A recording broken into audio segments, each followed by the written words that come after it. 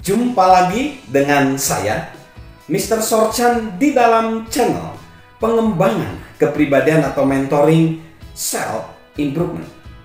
Saat ini kita belajar tentang anak tangga karakter. Kita belajar tentang hukum tangga. Hukum tangga berbunyi demikian. Perkembangan karakter kita menentukan seberapa tinggi pertumbuhan kepribadian kita. Saat ini kita belajar tentang kerendahan hati. Kita sudah belajar kerendahan hati berbicara tentang sudut pandang, yaitu melihat gambaran keseluruhan. Kita mengakui bahwa diri kita memiliki kelemahan, lalu kita harus menjadi pribadi yang mudah diajar, lalu kita bersedia melayani orang lain. Nah, sekarang kita masuk ke poin selanjutnya. Agar kita memiliki sifat rendah hati adalah bersyukur. Bersyukur. Sahabat Mr. Sorchan, John C. Maxwell sangat menyadari kenyataan bahwa dia sangat diberkahi dan tidak layak menerima apapun yang dia peroleh dalam kehidupan. Dia menyadari bahwa dia berhutang kepada Tuhan dan kepada sesama. Dan karena itu, John berusaha untuk menjaga sikap bersyukur. Jadi, sahabat Mr. Sorchan, kita harus menyadari bahwa kita ini berhutang kepada alam semesta, kepada Sang Pencipta alam semesta, yaitu Tuhan, dan kepada sesama. Karena kita ada sekarang, itu karena alam semesta ini, karena Tuhan, dan karena sesama. Dan perlu menjaga sikap bersyukur. Nah, sahabat Mr. Sorchan, menjaga sikap bersyukur itu tidak selalu mudah tentunya. Konsultan bernama Fred Smith yang membimbing John C. Maxwell selama bertahun-tahun membantu John di bidang ini. Ia mengatakan, kita tidak dapat selalu bersyukur karena itu membuat kita berhutang. Dan kita tidak ingin berhutang. Istilah bersyukur itu ada yang namanya sebagai kurban ucapan syukur. Kalimat ini sungguh membingungkan saya, kata Fred Smith, hingga saya menyadari bahwa bersyukur sebenarnya adalah mengakui bahwa orang lain melakukan semua untuk saya yang tidak dapat saya lakukan sendiri. Ucapan syukur mengungkapkan kerapuhan kita, ketergantungan kita terhadap orang lain. Jadi itu menurut Fred Smith. Saya ulangi, menurut Fred Smith, bersyukur itu nggak mudah karena itu adalah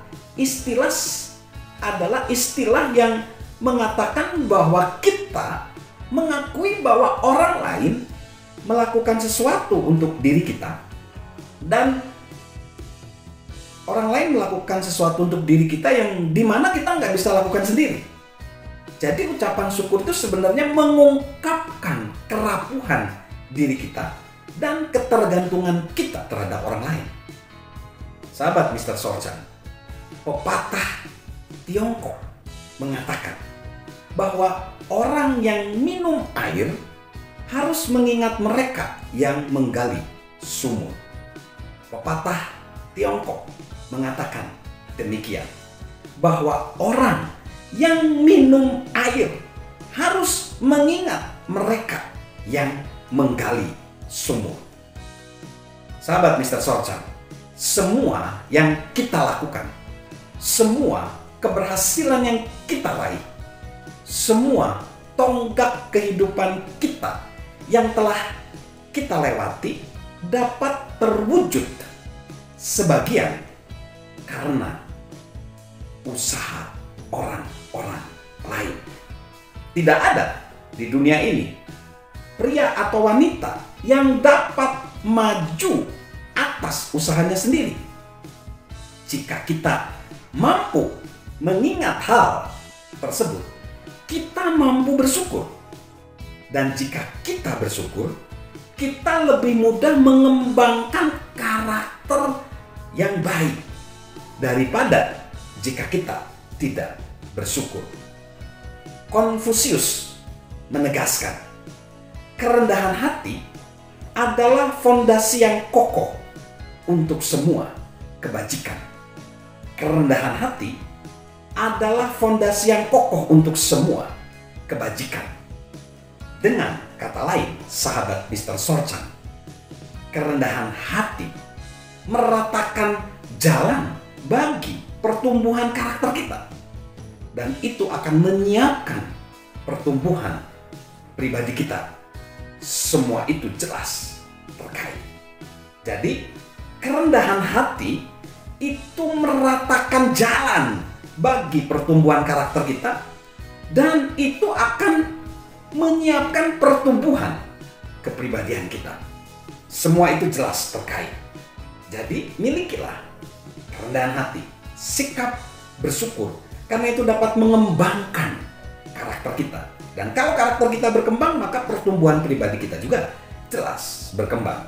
Salam untuk menumbuhkan kepribadian kita, salam untuk menggali potensi diri kita, dari saya, Mr. Sorchan. Halo guys, sahabat Mr. Sorchan. Yuk, subscribe channel Mr. Sorchan, beri komentar, dan share agar orang lain bisa menjadi lebih baik. Salam sukses luar biasa, salam sehat selalu dari saya, Mr. Sorchan.